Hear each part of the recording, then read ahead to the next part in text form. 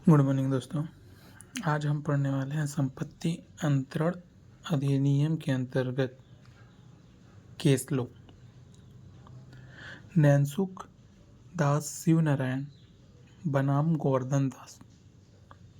संदर्भ की बात करें तो AIR 1948 नागपुर 110 और यह जो विषय है संपत्ति अंतरण अधिनियम 1882 की धारा 53 पर आधारित है, जो कपटपूर्ण अंतरण से संबंधित है।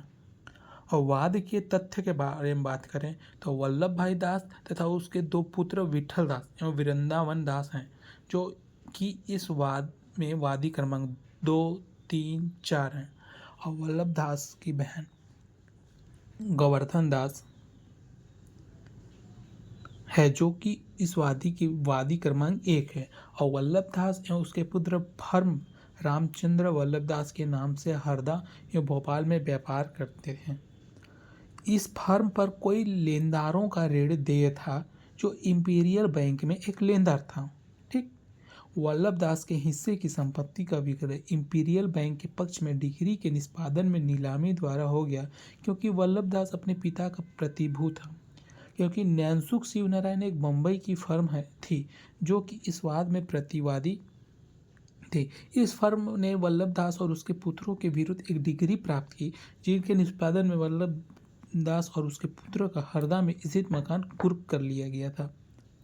इस कुर्की के विरुद्ध गोवर्धन दास ने इस आधार पर आपत्ति की कि हरदा का वह मकान जिसे कुर्क किया गया है, वह वल्लभ दास और उसके पुत्र के बीच हुए बंटवारे में विठल दास को प्राप्त हुआ था।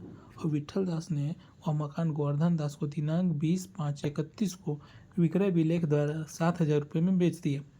अतः गोवर्धन दास ने कहा कि वह उस मकान को पूर्ण स्वामी, किंतु आपत्ति मकान के 1/3 भाग उस सीमा तक स्वीकार की विठल दास के हिस्से का भाग था। इस वंश वृक्ष के आधार पर यहाँ पर दर्शाए गए हैं वल्लभ दास के बहन का पुत्र गोवर्धन दास और विठल दास और वृंदावन दास। और मकान का जो विक्रय था 7,000।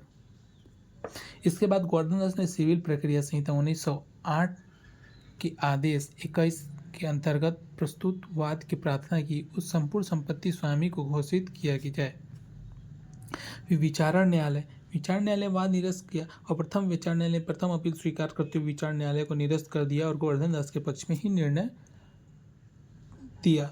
उच्च न्यायालय ने जब नैनसुख दास शिवनारायण फर्म ने अपील न्यायालय के निर्णय के विरुद्ध अपील की नागपुर उच्च न्यायालय में, तो उच्च न्यायालय ने समझ विचारण हेतु प्रश्न किए कि क्या विवादग्रस्त मकान विठल दास को उसके पिता के बंटवारे में मिला था, क्या विलेख वास्तविक था या प्रतिफल के बदले निष्पादित किया गया, क्या विक्रय विलेख लेनदारों को धोखा देने की आशा से निष्पादन किया गया था, क्या उक्त विक्रय विलेख द्वारा गोवर्धन दास को कोई हक प्राप्त है। प्रथम प्रश्न के संबंध में उच्च न्यायालय का निर्णय दिया कि विवेचन विलेख का पंजीकरण भोपाल में किया गया, जबकि संपत्ति हरदा में स्थित थी और पंजीकरण अधिनियम 1908 की धारा 26 के अनुसार यह विभाजन विलेख पर प्रभावी और क्रियाशील नहीं था।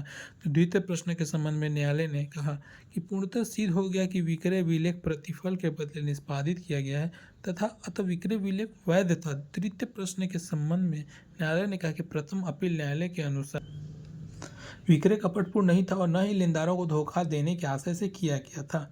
चतुर्थ प्रश्न के संबंध में माननीय न्यायाधीशों का मत था कि गोवर्धन दास को संपत्ति में 1/3 भाग प्राप्त हुआ तथा 2/3 भाग प्राप्त नहीं हुआ था।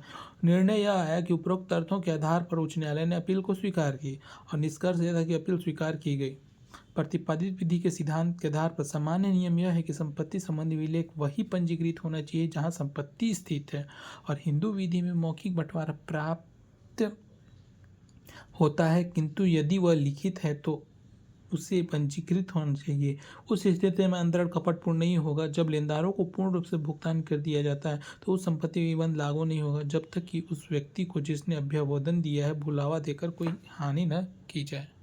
Thank you.